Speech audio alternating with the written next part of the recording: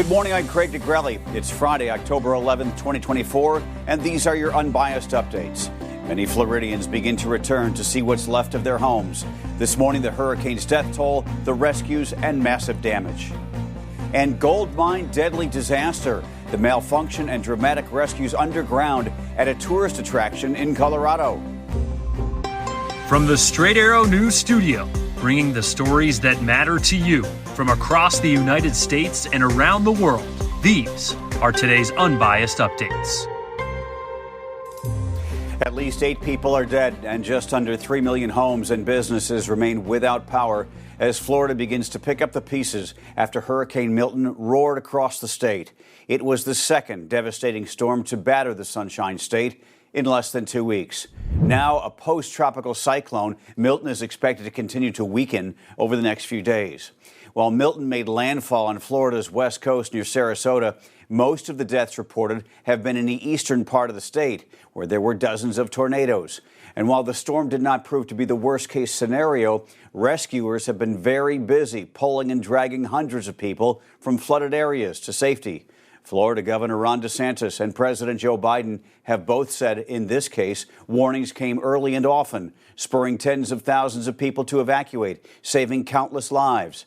Still, the cleanup and recovery processes are expected to take weeks, if not months, especially in the areas that were hit by Hurricane Helene 13 days before Milton barreled in. On the other side of the country, in Colorado, 12 people are now safe after getting trapped at the bottom of a gold mine for 6 hours.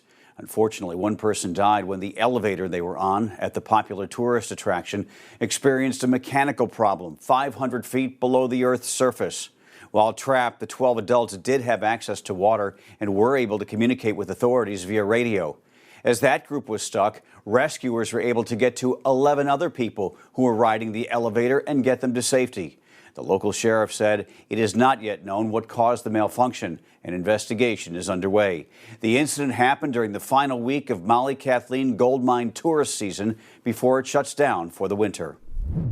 In Texas, 2 people are dead and 35 more are injured after a chemical leak involving hydrogen sulfide, a potentially toxic gas, at an oil refinery in Deer Park that's near Houston. It happened late yesterday afternoon. Officials say a group was working on a flange when some kind of accident happened and gas started leaking. Emergency officials urged residents in the area to shelter in place after the incident. But this morning, that's since been lifted after air monitoring showed no signs that hazardous chemicals had gotten into the air. Turning now to the presidential election. With just 25 days until Americans head to the polls, voters in 2 battleground states heard from 2 former presidents on Thursday, as Republican nominee, former President Donald Trump, spoke to supporters in Detroit, Michigan, while former President Barack Obama, stumped for Democratic nominee Vice President Kamala Harris, delivered a speech in Pittsburgh, Pennsylvania. While delivering his economic address to the Detroit Economic Club, Trump spoke about his goal to revive the auto industry and bring, quote, a rebirth to Detroit. He then turned to his international companies and his plans for them to open facilities in America. So here is the deal that I will be offering to the world, to companies outside of our world, big companies, powerful companies that have become powerful because we were stupid. We were stupid. We allowed them to come in and raid and rape our country. That's what they did. Oh, he used the word rape. That's right, I used the word rape. They raped our country. The United States will give you the lowest taxes, the lowest energy costs. We have more liquid gold under our feet than any other country in the world, and it's the best. It's the best. But only if you make your products here in America. In other words, you get all of these assets, but you have to make your product here in America, and you have to hire American workers. In Pittsburgh, former President Obama addressed a crowd of Democratic supporters, listed his reasons why Vice President Harris is the better choice over Donald Trump come November. Kamala is as prepared for the job as any nominee for president has ever been. That's who Kamala is. I'm sorry, gentlemen. I've noticed this especially with some men who seem to think Trump's behavior, the bullying and the putting people down, is a sign of strength. And I am here to tell you that is not what real strength is. Real strength is about working hard and carrying a heavy load without complaining.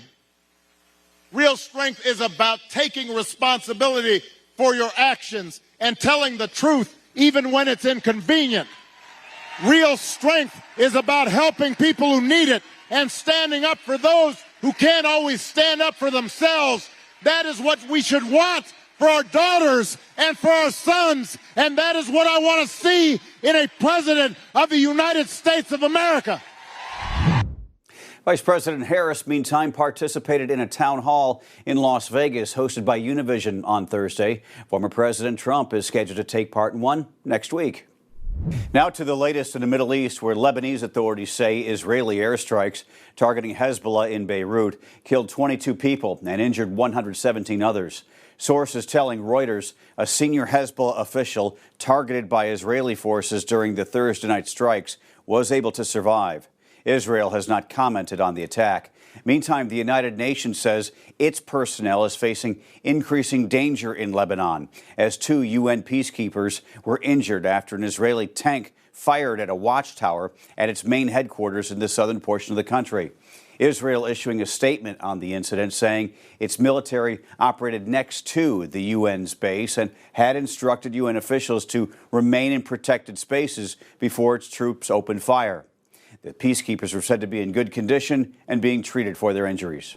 Finally, this morning, in a sign of true sportsmanship, 8 American sports leagues are coming together to back a new campaign, one targeting hate in America.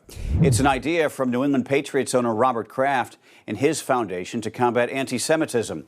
The initiative bringing together the heads of the NFL, NBA, Major League Baseball, NHL, NASCAR, and others to come up with a plan to curb hate of any kind in the country. The sports leaders are spending $50 million to get the word out. The campaign, titled Time Out Against Hate, launched last night during Thursday Night Football with a commercial featuring legendary figures and current-day athletes from all sports speaking out against hate. So let's take this moment to change the momentum and call a timeout on hate. Together.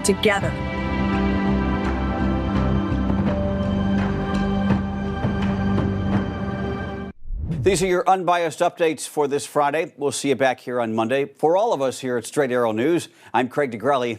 Have a great weekend.